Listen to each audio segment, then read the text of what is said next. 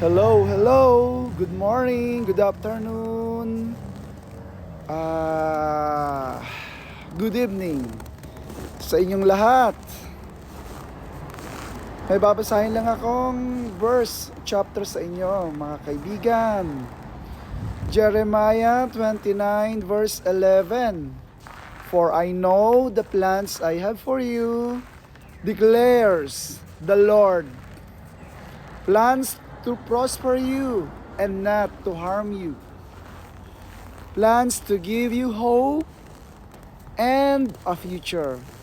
Kapatid, kung parang magulo ang lahat, ngayon, pakinggan mo to. Unang sign, may mga taong biglang nawawala sa buhay mo. Masakit, pero minsan, inaalis sila ng Diyos dahil hindi na sila kasama sa susunod na season mo.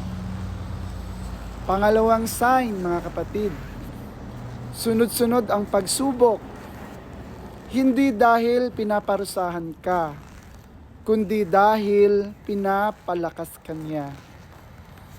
Pangatlong sign, hindi ka na komportable, pero ramdam mong nagbabago ka.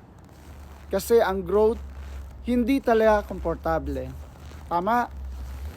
Kung nararanasan mo ito, kapatid, ngayon, magtiwala ka. May mas malaking plano ang Diyos para sa iyo, para sa atin. I-save mo to, kapatid. Babalikan mo to sa tamang oras. Okay? Bye!